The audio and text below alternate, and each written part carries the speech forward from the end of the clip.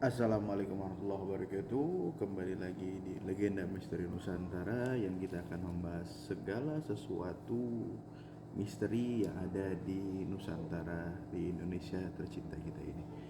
Nah, ada satu pembahasan yang sangat menarik. Mungkin ini juga pembahasan 2 tahun lalu, mungkin, tapi kalau menurut orang-orang tetua atau orang-orang ibarat kata yang tinggal di gunung-gunung yang mempercayai dengan adat Jawa ini, ada satu ada satu pembahasan, yaitu dengan dulunya katanya suatu sosok penguasa tanah Jawa yang bernama Sabdo Palun itu akan menagih janjinya di tahun ini kemarin sebenarnya, atau di tahun ini, atau di tahun yang selanjutnya, kita nggak tahu. Makanya kita akan bahas itu, siapa itu Sabdo Palon dan kenapa dia menagih janjinya untuk kembali menduduki tanah Jawa atau menguasai tanah Jawa tersebut. Nah, bersama saya Muhammad Taufik Syami bin Mustafa Latos. Nah, siapa itu Sabdo Palon? Sabdo Palon itu sangat dikeramatkan oleh masyarakat Jawa, terkhususnya yang dari Jawa Barat, Jawa Tengah, dan Jawa Timur. Dan memang digandrungi Sabdo Palon tersebut adalah salah satu sosok penguasa Jawa dulu. Nah, siapa itu Sabdo Palon? Dan Sabdo Palon itu kebanyakan yang orang disematkan dengan nama Semar. Jadi nama Semar tersebut adalah disematkan Sabdo Palon gitu. Nah, dan juga Sabdo Palon atau Semar tersebut punya anak, yaitu Bagong, Gareng, Petruk, yang kebanyakan disyaratkan Bagong, Petruk, Gareng itu mengikuti sifat-sifat manusia yang memang ada di dunia ini. Nah juga apa namanya?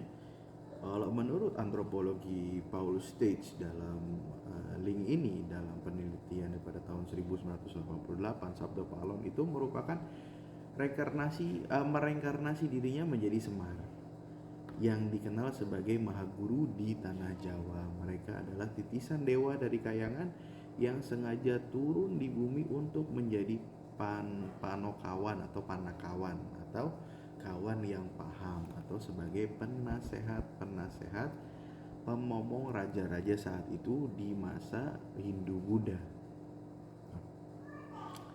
Dan nama Sabda Palon itu sering disematkan atau disandingkan dengan yang bernama Naya Genggong. Tapi kalau menurut link ini di www.hops.id ini, Sabda Palon ini bukan nama asli, tapi ada artinya dalam setiap kata itu. Sabdo itu siapa atau Palon itu apa? Seperti Sabdo Palon itu adalah nama gelar. Nah, kalau menurut di sini adalah Sabdo itu adalah yang memasukkan atau mengajar atau ajaran. Sabdo, sabda. Kalau bahasa Jawanya Sabdo atau bahasa Indonesia Sabda. Jadi yang diajarkan atau pengajaran atau ajaran. Dan Palon itu merupakan berarti pancingan atau pengunci kebenaran yang bergema dalam ruang semesta alam.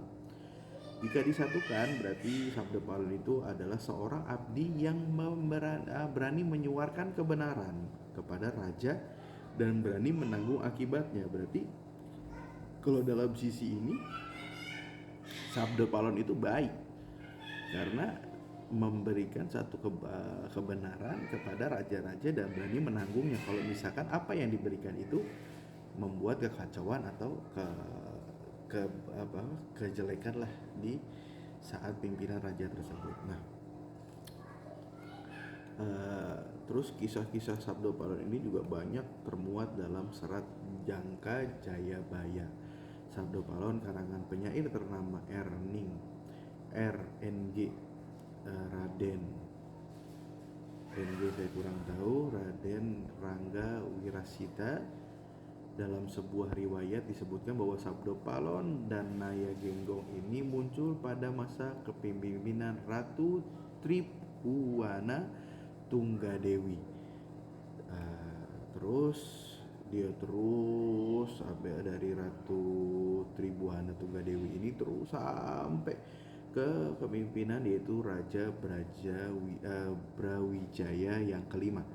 Nah, 2000 tahun lebih 3 tahun ia hidup dan menjadi pemombong para satria Jawa hingga menjadi raja-raja ganti berganti, dan juga Sabda Palon itu mundur dari penasehat raja tersebut saat pangeran atau Raja Brawijaya V ini menganut agama yang lain dari awal agama yang dianutnya. Sabda Palon itu marah kepada Raja Brawijaya V tersebut karena mengingkari apa yang memang sudah diyakini dari dulu. Mungkin dia mendapatkan hidayah atau apa, akhirnya memeluklah agama Islam di situ. Nah, lalu Sabda Palon itu kenapa jadi sebelum Sabda Palon itu meninggalkan Raja Brawijaya V itu, dia memberikan satu wasiat bahwa dia akan kembali lagi nanti untuk menagih janjinya. Nah, apa itu janjinya? Kalau menurut di link ini, Sabda Palon itu saat pergi itu berubah menjadi sinar dan berkelebatan secepat angin terbang menuju arah timur, samar dan hilang. Dan peristiwa itu terjadi pada tahun 5 September 1520. Ini menurut versi link ini. Jadi 5 September 1520, dan konon akan kembali lagi ke tanah Jawa ini sekitar 500 tahun lagi dia akan kembali. Berarti kalau 1520 ditambah 500 berarti kan itu sekitar 2020, berarti tahun kemarin. Seharusnya Sabda Palon itu datang untuk menagih janjinya. Ya gini, janji Semar, janji Sabda Palon itu tersebut kepada Prabu Brawijaya kelima. Nah, suatu saat akan datang sang pemimpin dari pinggir Kali Salak dan bakal mampu mewujudkan impian anak cucuku, di mana pemimpin itu memberi hak-hakku yang sebelumnya direbut bangsa keturunan Kurawa, dan di antara yang barulah seluruh dunia akan dibuat silau akan cahaya Nusantara. Ingat, berdirinya Garuda Wisnu Kencana di Pulau Mahadewa akan mengawali tonggak dunia Nusantara telah lahirnya kembali. Diperkirakan 500 tahun setelah Sabda Palon menghilang, maka tahun 2020 persis hari Sabda Palon nagih janji untuk kembali menguasai tanah Jawa. Janjinya sangat mengerikan dan anak buahnya akan menghancur leburkan tanah Jawa. Jadi banyak versi yang versi tentang masalah Sabda Palon itu nagih janji seperti apa yang apa yang dituliskan dalam ramalan yang begitu yang begitu wahnya atau masyhurnya, yang sering orang lihat atau sering orang dengar, yaitu ramalan Jayabaya, Joyoboyo lah bisa kita sebut. Di situ apa sih sebenarnya janji-janjinya Sabda Palon itu yang sampai ditagih itu, sampai nagih janji lagi gitu. Kayak kita lihat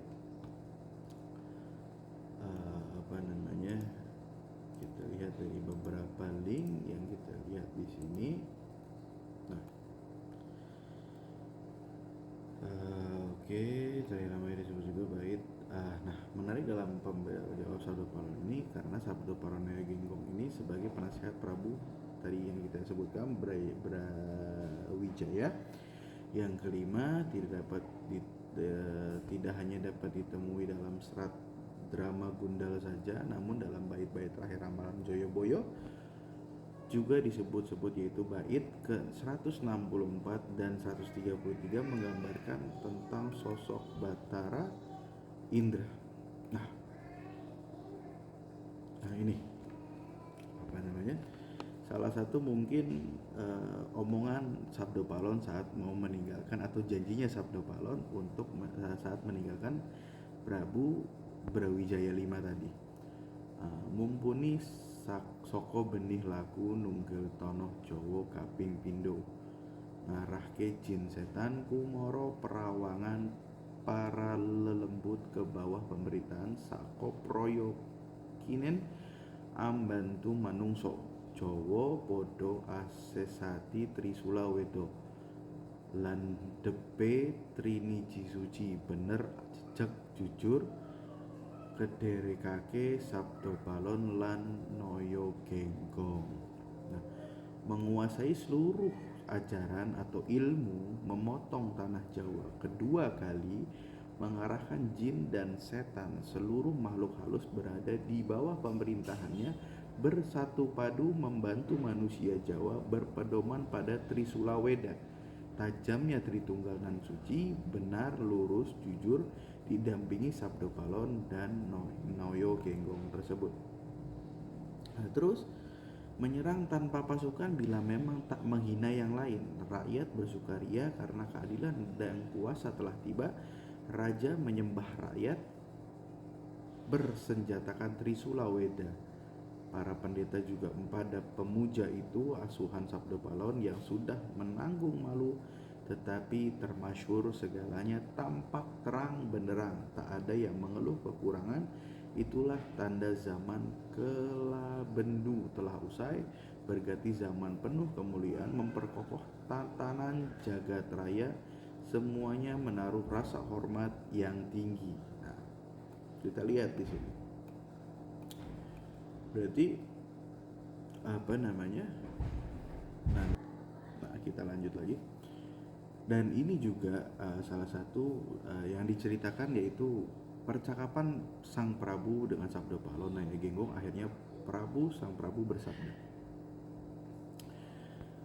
aku bersumpah besok apabila orang Jawa tua berpengetahuan yaitulah yang akan diasuh Sabda Balon, orang tua itu akan diajari benar salah.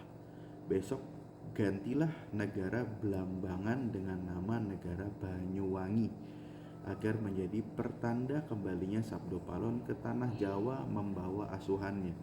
Setelah meninggal Prabu Brawijaya tersebut, Raden Patah datang ke kuburan ayahnya sendiri. Terdengar suara yang memekik telinga, habis cinta kasihku kepada anak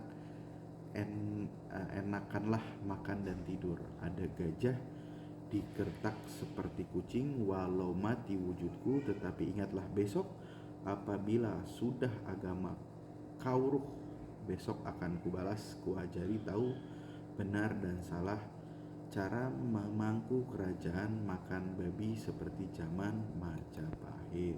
Sabda Balon tidak pergi, tetapi tidak berada di situ, hanya menempati yang namanya Semar, artinya melingkupi sekalian wujud Anggela Kaling Pandang. Nah, ini yang apa namanya, yang kita bisa ulas apa. Jadi nantinya akan dibalikan lagi tanah Jawa ini dengan ajaran terdahulu. Ini menurut kisah yang harus kita ini.